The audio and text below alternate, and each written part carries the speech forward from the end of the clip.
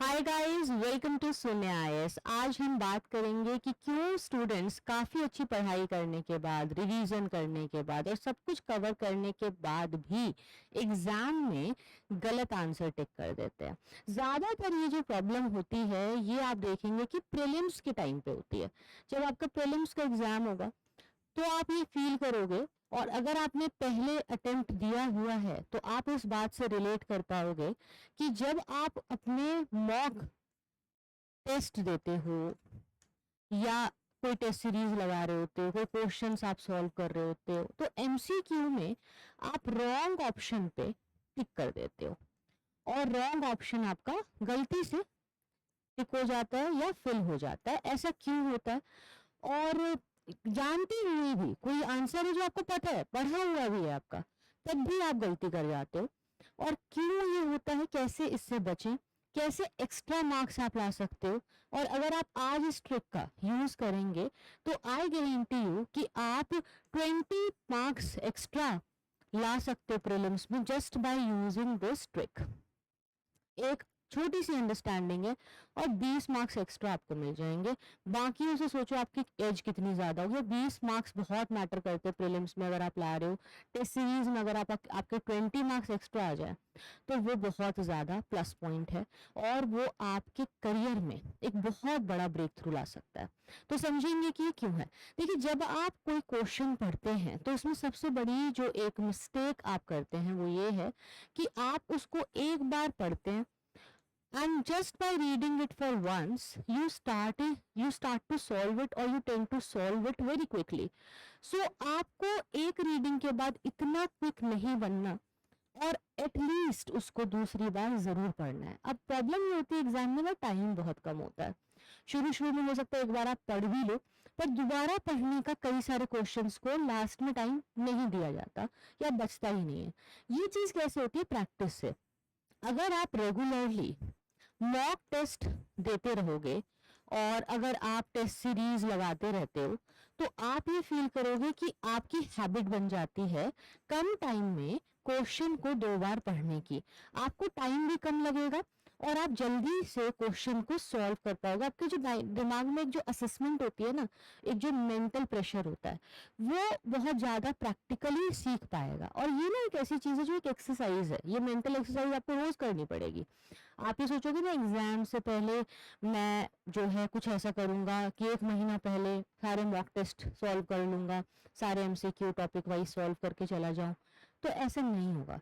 ये बिल्कुल वही वाली बात है जैसे कुछ लोग होते हैं ना जो शादी से पहले वेट लूज करने की कोशिश करते कि अब 1 महीने में पतले हो जाएंगे। ऐसा नहीं हो सकता भाई, पूरा साल का प्रोसेस है ये। अगर रोज आप 1 घंटा मेहनत कर रहे हो, रोज 1-2 घंटा आपने टाइम दिया है, तो आपकी फिटनेस उस दिन आएगी 1 साल बाद जिस दिन के लिए आपकी तैयारी है। तो यही चीज एग्जाम डे के लिए होती है। वो जो दिन है उस दिन के लिए प्रिपेयर कर रहे हो, हर दिन डेली 1 घंटा दो, एटलीस्ट 3-4 महीने तो लगेंगे मिनिमम है ना। ये एक वेट लॉस जर्नी होती है कि आप रोज 1 घंटा जिम जाओगे तो 3-4 महीने बाद उसका इफेक्ट दिखेगा। आप सोचोगे 1 महीने बाद एकदम से स्लिम ट्रिम हो जाए कोई, ये कभी नहीं हो सकता है ना। या कोई मसल गेन करना चाहता है 1 ही महीने में हो जाए, नहीं हो सकता।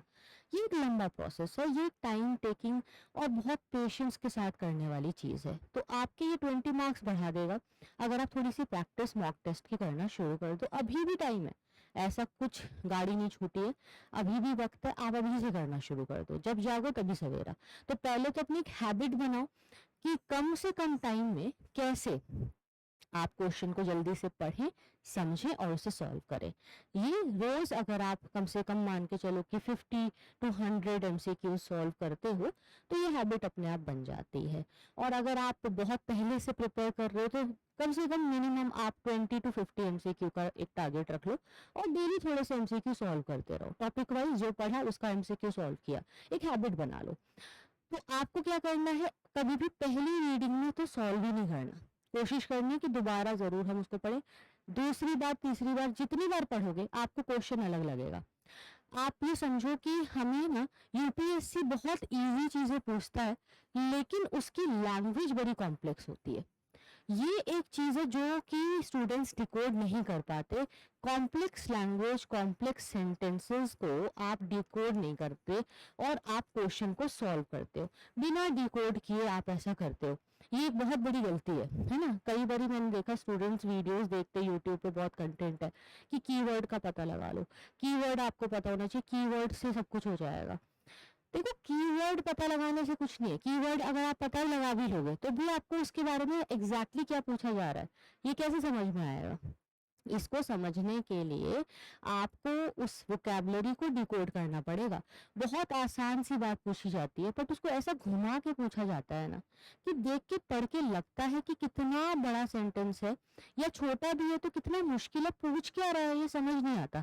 और आप इसे डिकोड किए बिना एक आइडिया ले लेते हो, अज्यूम कर लेते हो कि शायद ये चीज पूछी जा रही है।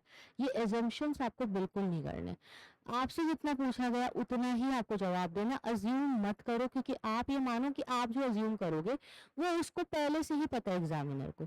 जो ये क्वेश्चन सेट कर रहा है ना, वो सारी अजम्पशंस आपकी, उनको सब नॉलेज है, वो पहले से, वो बहुत सालों की प्रैक्टिस के बाद ये बना रहे हैं। तो उनको पता है कि आपका पहले दिमाग में क्या आएगा और आप पहला क्या टिक करोगे। वो जानबूझ करके वैसे ही ऑप्शंस डालेंगे। तो आपको क्या करना है, आपको डिकोड करना है हर एक सेंटेंस को, हर एक वर्ड को, और डिकोड करने के बाद ही आपको क्वेश्चन सॉल्व करना है। इसको कैसे करेंगे, इसके लिए अपनी वोकैबुलरी पे वर्क करेंगे और रीडिंग हैबिट को सुधारेंगे। कई स्टूडेंट क्या करते हैं, रीडिंग नहीं करते। तो आप अगर रीडिंग इंक्रीज करोगे, मतलब वीडियोस तो देखो, लेक्चर्स तो सुनो, पर रीडिंग भी करो, है ना। तो रीडिंग करने लगोगे अगर, तो आपको आइडिया ज्यादा होगा लैंग्वेज का, कॉम्प्लेक्सिटी का, और ज्यादा आप फिर आंसर सॉल्व करोगे। तो दो चीजें करनी है आपसे, रीडिंग करनी है रेगुलरली और हैबिट बनानी है एमसीक्यू सॉल्व करने की, जिससे आप 20 मार्क्स एक्स्ट्रा ला सके प्रीलिम्स में। आज के लिए इतना ही। Thank you so much for watching.